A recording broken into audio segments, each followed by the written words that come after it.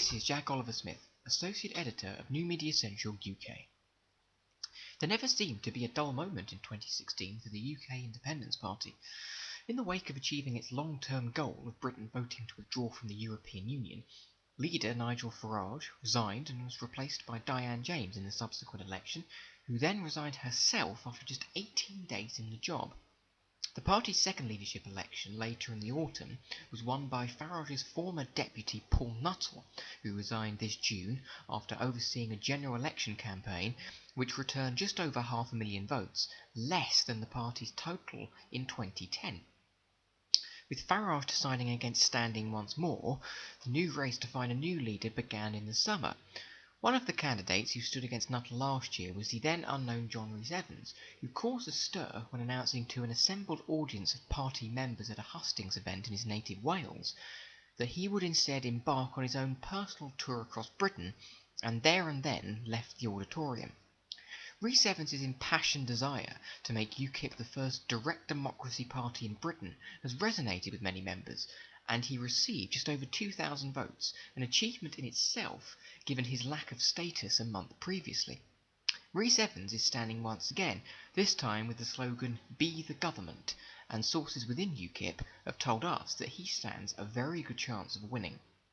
This week, Rees-Evans spoke to New Media Central regarding his campaign, his plan should he be the victor, and his willingness to potentially work with other fellow leadership candidates. I began by asking him why he has on this occasion decided to take part in the hustings events instead of another solo schedule. In this particular leadership election, why have you decided to take part in all the hustings that you've been able to do? I think because last time they were essentially choreographed. The way that the rules were explained to us was presented in such a way that frankly made debate impossible. You see, I was criticised for having a debate with Suzanne Evans on LBC, and in that debate I hadn't insulted her personally or done anything like that. Anyone who knows me would know that it's absolutely not my nature to attack a person personally, but I had criticised her stance on something, and I was subsequently told that there had been 13 complaints made against me for doing that, and it became frankly impossible to have a proper debate if we were only there to I don't know, basically to essentially say all the same sanitised things that members want to hear without really being able to critically look at one another's platforms. Yeah. So has the hustings for this leadership election been a lot more to your liking from that respect then? Oh yeah, I mean, totally organic, no interference whatsoever. We've been allowed to just get on with it. Okay. So obviously the hustings are now finished, and obviously the ballot papers have been sent out to the members. And of course, when you did your tour across Britain in the last leadership election, you obviously engaged with a lot of different members across various parts of the country. Do you think that what you did there in that last year, do you think that will be helping you on this occasion? I think so, yes. I think I had something like 28 public meetings over the course of a little over 2 weeks. But you know, I think in politics people have short memories. They're used to people kind of changing tack when it's kind of politically convenient to do so. So I don't think all of the support we gained last time necessarily carried across to this time, even though my position has remained completely constant from then until now. Okay, and obviously there's a lot more candidates this time, as I said. Do you have any intent to work with the people that you've been going up against in this contest? Should you win? Yeah, pretty much all of them I'd be happy to work with. Those who are existing candidates right now, I'd be happy to work with. There are some members of their teams that unfortunately I don't think a constructive relationship would be possible to have, but the candidates themselves I'd be happy to work with, yes. Okay, and of course there's been a lot of complaint from some circles about Anne-Marie Waters and her stances on certain issues. And of course, one of the other candidates tried to have her struck off the ballot paper. But you and the other candidates made sure that she was free to compete against you, weren't you? Yes, absolutely. I mean, my position is that it's really up to the members to decide who they want to lead their party. It's not up to the existing hierarchy to essentially engineer the available choices for the members. Now, if she had broken rules, she was bound to follow by virtue of the fact that she's a member of the party like all the rest of us candidates. I would agree that she should not be allowed to stand, but having looked at the rules that she was alleged to have broken, I couldn't see that she had broken any of them, so of course I would defend her. Yeah, but would that stop you from potentially working with Henry Bolton if No,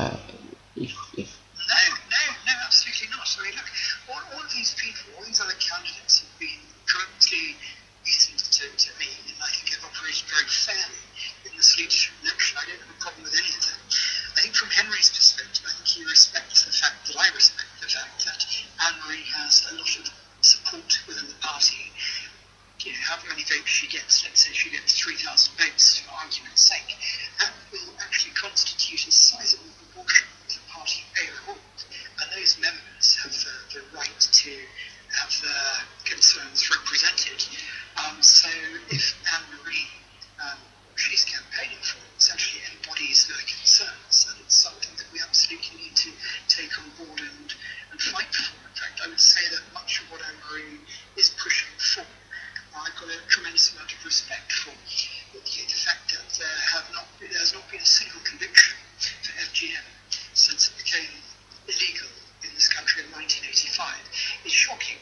But there's obviously something going badly wrong, and that nobody else has had the courage to confront the government and to risk being perceived to be politically correct for doing so. Since 1985 is quite outrageous. The only kind of party equipped to tackle issues like this that is so politically sensitive, frankly, is UKIP. So I see it as something that we really need to embrace. Of course, I don't agree with Anne-Marie in the messaging. I don't believe that opposing Islam per se should be the raison d'etre of UKIP moving forwards. Absolutely not. But I think what she is pushing for is important. It's something that the party should take on board, albeit using messaging that is in line with that ethos. And of course, your primary, the sort of the cornerstone of your manifesto is the introducing direct democracy as a platform to the party. So if you'd like to explain just a bit more about how you'd implement it and a bit more about how direct democracy has kind of inspired you and this particular platform to people that wouldn't be as au fait with it. Yep. Well, essentially direct democracy is a way of cutting out the middle. See, what we found is that representative democracy, when I say what we have found, I'm talking about the British public, I'm talking about most people engaged in politics in modern Britain. Most people are cynical, most people don't trust politicians, because what happens is we elect people that we entrust to vote on our behalf in the way that they could reasonably expect that we would want them to vote. But actually what ends up happening is that once they're elected, they make actually no effort on the whole to determine how we want them to vote on any particular issue. And they make it up themselves. They barely even guess how they want to vote. They essentially take their having been voted for as permission to do whatever they think is best. Now, if they were voted for on the basis of a manifesto to which they were firmly committed, that may be more understandable. But the fact that in modern British politics, there's absolutely no obligation on the part of politicians, no legal penalty if they break their word, if they renege on any election promises or manifesto pledges. So representative democracy has become a complete sham. People make empty promises just to get elected. Then once elected, they do whatever they like. Now, unfortunately, That is also true to a degree within our party. It's not necessarily by design. I'm not necessarily alleging that the hierarchy of our party are just a bunch of corrupt elites who deliberately do the opposite of what the members want. But the reality is they don't really make any effort to discern what the members do want. And I mean, Jack, I can give you a very good example of evidence that flow of information within the party is so carefully controlled. We've got 83% of our members' email addresses on record, and it's obvious that in a democracy, the democratic expression of people's will is only valid if they actually understand what they're voting for. Mm-hmm. So why on earth would the hierarchy not send out an email to all of those 28,000 email addresses that we've got on record? So these are the 7 candidates who are standing for election. Here are links to their websites. Please do your best to get to know as much as you can about them. Try and understand what they're pushing for and make an informed decision. But the party didn't do that. It's a simple matter to do this. It doesn't have any cost whatsoever, and it informs the membership to the greatest degree possible, almost instantly their choices are. The party makes no effort to do that. You've got to ask yourself, why not? Why are they so keen on controlling the flow of information? Why are they so keen on themselves being the ones responsible for making all decisions? Well, direct democracy takes away authority from a hierarchy to make decisions on behalf of those who are perfectly capable of expressing their will themselves. And that's why I'm pushing forward in the party and ultimately at national level as well. So, obviously, as you just explained, obviously direct democracy is the thing that you're pushing for in the party and hopefully ultimately across the whole country. And obviously you have previously said, showed some scepticism to the way Anne-Marie Waters gets her message across. Now, do you believe that the party's main objective as a party, as an entity, is to ensure Brexit is delivered in the way the people voted for? That is a very important objective. That is something which we should have very, very close to the top at the top of our list of priorities. However, even once we get Brexit, we still have a similar problem. You see, before Brexit, while we're members of the EU, the problem that we have is that we have a bunch of unrepresentative bureaucrats who are imposing their will on us against the will of the people. Now, let's say we get a proper Brexit in precisely the way that the people wanted it. We still have a similar problem, albeit within the UK, in the sense that we have now some domestic bureaucrats who are imposing their will on us. Parliament is not massively more democratic than the European Union are. We have clear evidence of that from the vote that was taken amongst the MPs shortly before the referendum on the 23rd of June last year, in which 3/4 of our MPs voted to remain in the European Union. If Parliament were representative of the people at large, what you would expect is to get roughly an even split between Leavers and Remainers in Parliament. But you didn't get that. You had 3/4 voting in favour of staying in the European Union at the same time that over half of our national population voted to leave. So my fear is, and in fact it's with evidence that once we leave the European Union, all that's going to happen is that these lobbyists who currently have a very easy job influencing legislation by setting up their lobby groups in Brussels and Strasbourg, they'll simply move to London and they will continue to lobby parliamentarians from within the UK for the same kinds of outcomes. And I mean, you'll remember that I've argued that the outcomes that I am arguing are being fought in favour of are by allegedly representative parliamentarians and bureaucrats in the European Union are generally in favour of vested interests. You see, once people are elected into positions of power, they don't represent the will of the people. Within their parties, they're dictated to through their party whips or their party leaders. They're essentially towing the party line, and they're working to vested interests. So that's not going to change once we leave the European Union. The only satisfactory outcome for me is total independence of the people of this country from all forms of anti-democratic imposition, whether that's from outside this country or within it. And just before the referendum last summer, the former leader, Nigel Farage, made a point on television saying that he thought that the days of being a member of a political party where you had a membership card you carry around in your wallet was a little bit old hat, and he wanted to implement something a little bit different. Now, I think he was alluding to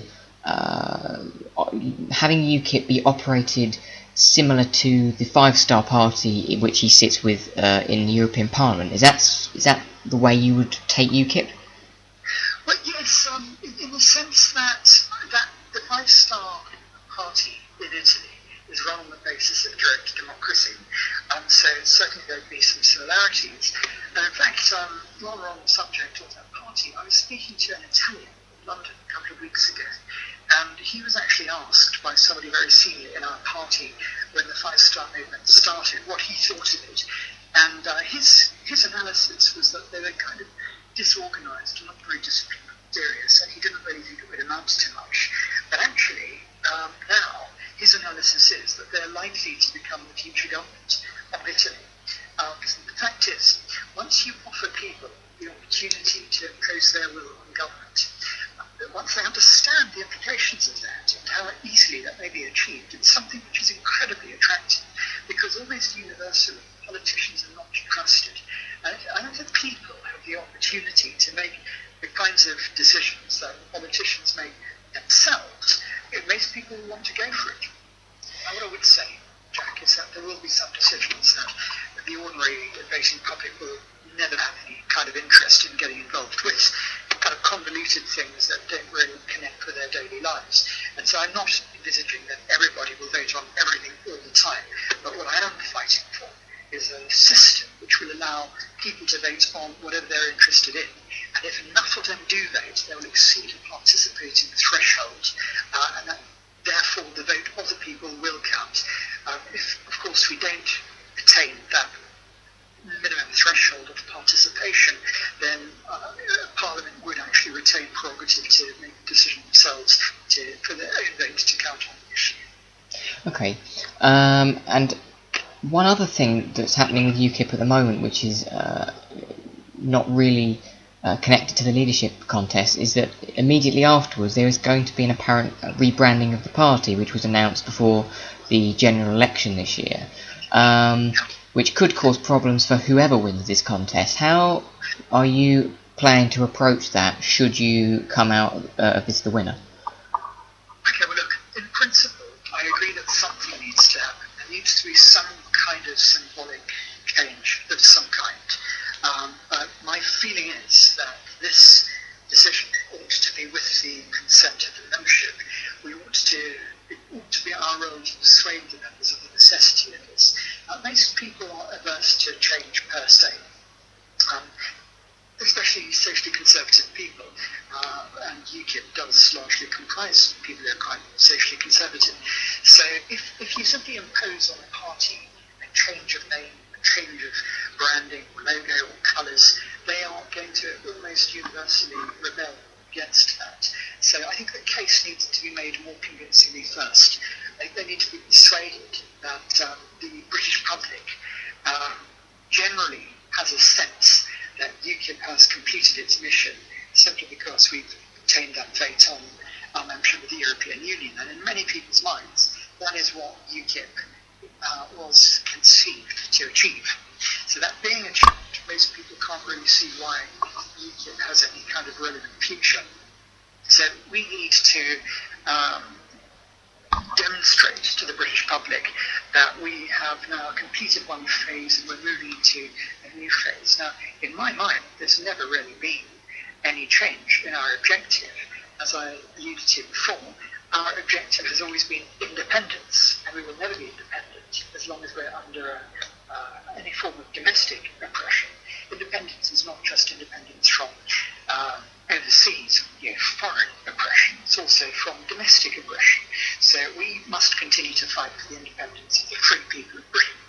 But nonetheless, the referendum on Brexit has become synonymous in many people's minds with the fight for independence, and that is inevitable. There's nothing we can really do to change that fact. And so the only way we can really counter this notion that UKIP has finished its mission is with some kind of a rebrand or some kind of a refresh. So I think the existing hierarchy, I don't think they've necessarily presented this in the most strategic or tactical way, and I think they're going to have tremendous difficulty with people rebelling against this notion of having this rebrand imposed on them. But in the event that I am leader, what I will be doing is taking this rebrand and thanking those who are responsible for its design, and then putting that in front of members. And if I believe in the branding, if it makes sense to me, of course I'll advocate it, I'll argue in favour of it. But I'd also like to offer others the opportunity to present their own designs, branding ideas.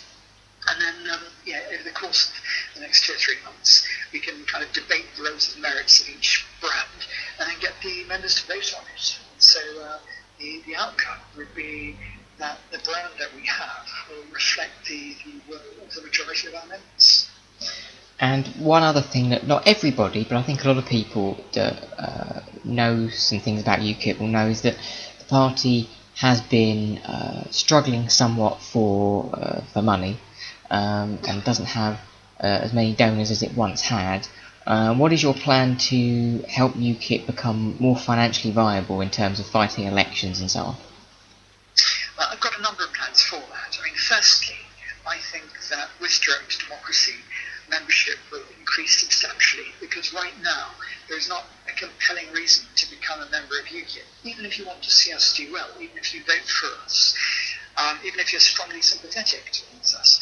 I've been sympathetic towards UKIP since the early 1990s. I've never voted for another political party, so I'm completely loyal to UKIP, and yet I never became a member until I had to in 2014 in order to stand as a candidate.